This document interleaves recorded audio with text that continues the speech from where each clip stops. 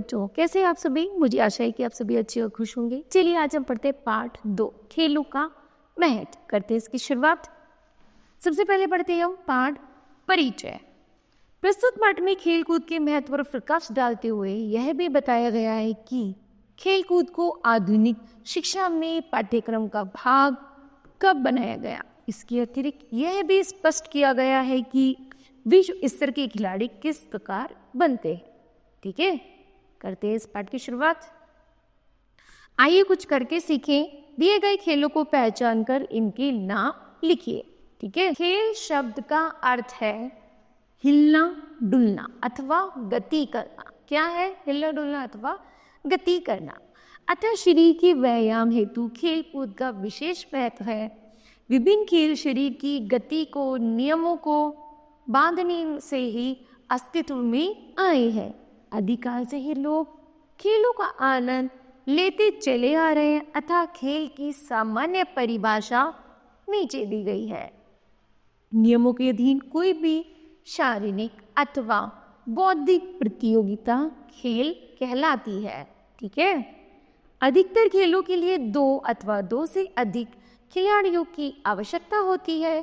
खेलों को निम्नलिखित 2 वर्गों में बांटा जा सकता है। नंबर 1 अकेले खेले जाने वाले खेल। नंबर 2 टीम के रूप में खेले जाने वाले खेल। इनके अतिरिक्त बच्चों के अन्य खेल हैं जो इनमें से किसी भी वर्ग में नहीं आते। उन्हें सामान्यतः खेल कूद का नाम दिया गया है। खेल कूद से शरीर फुर्तीला तो बनता ही है, साथ ही इससे बल भी मिलता है। इसी कारण बच्चों के लिए खेल कूद अत्यंत आवश्यक है। इसके बिना बच्चे के शरीर तथा मस्तिष्क का उचित विकास नहीं हो पाता है।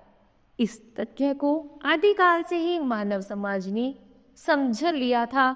इसी कारण प्राचीन आश्रमों में गुरुजन शिष्यों की बौद्धिक शिक्षा के साथ साथ उन्हें शारीरिक व्यायाम वाले खेलों का भी अभ्यास करवाते थे।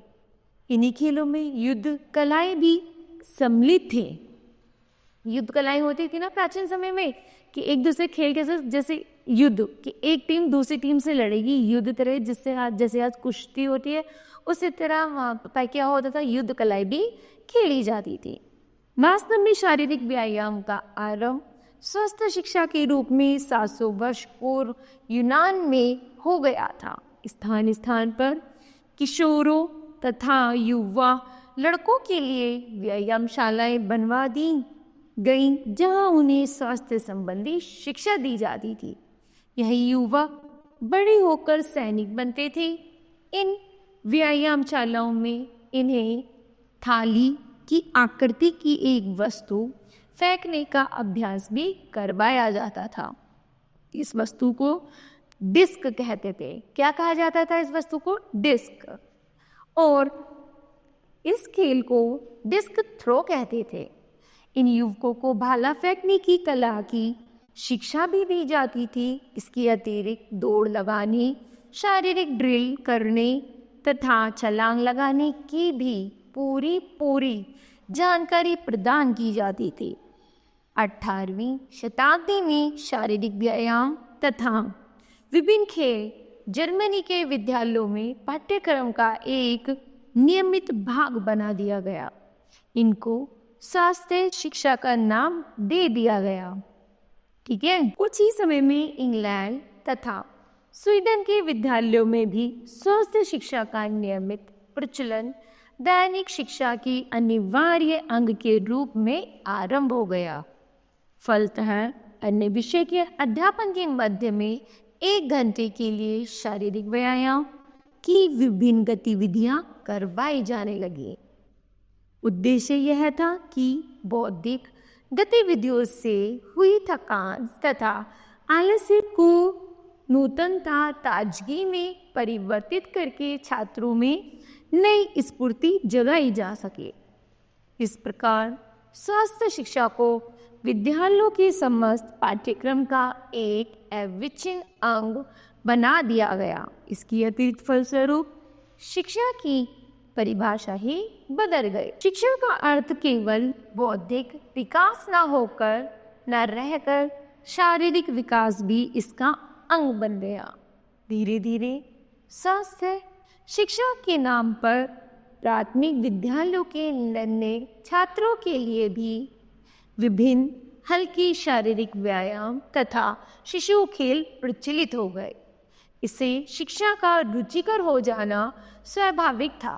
साथ ही शिशु की गतिपरक कुशलताओं में भी सुधार होने लगा।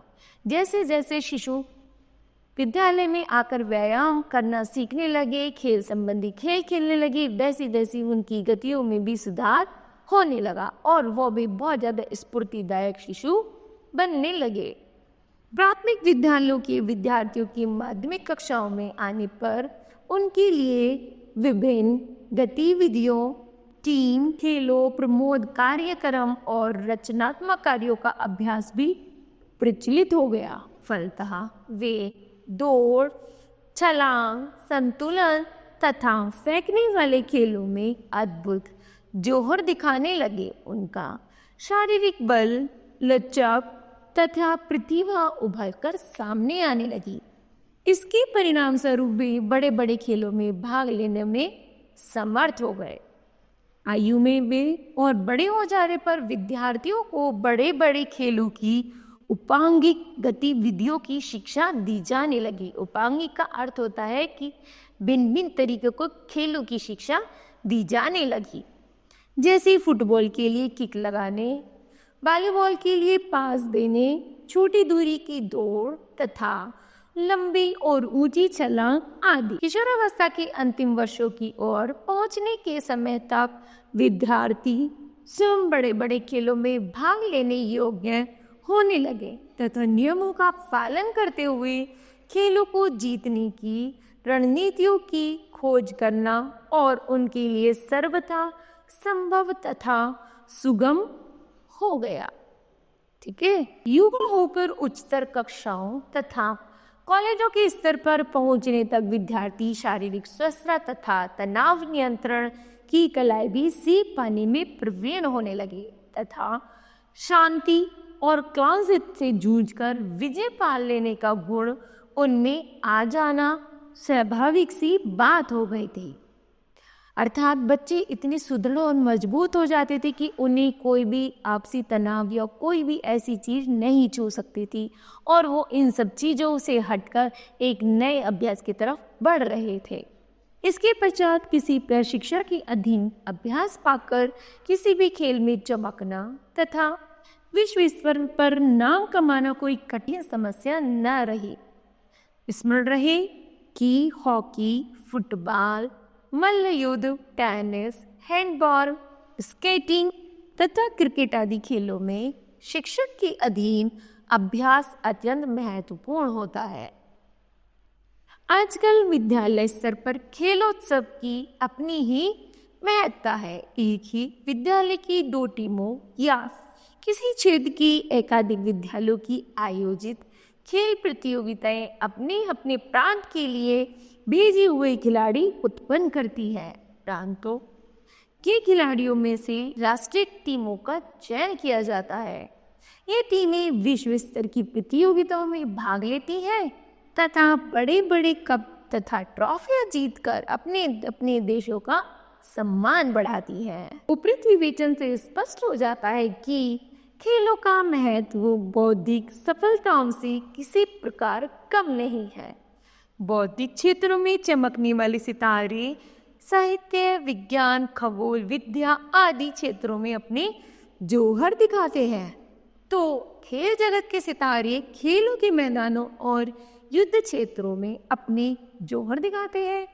सत्य ही कहा गया है कि अधिकतर युद्ध खेल के मैदानों में जीते जाते हैं। कहाँ जीते जाते हैं? खेल के मैदानों में। ठीक है, तो बताओ बच्चों, आज आपने इस पाठ से क्या सीखा? तो हमने सीखा एक तो खेलों का महत्व और दूसरा है कि हमें विभिन्न प्रकार के खेलों को खेलने के लिए कितनी स्फूर्ति और तनाव युक्त कैसे खेलना चाहिए, उसका निरंतर अभ्यास करना। ठीक है, तो मुझे आशा है कि आपको यह पाठ समझ आया होगा। धन्यवाद।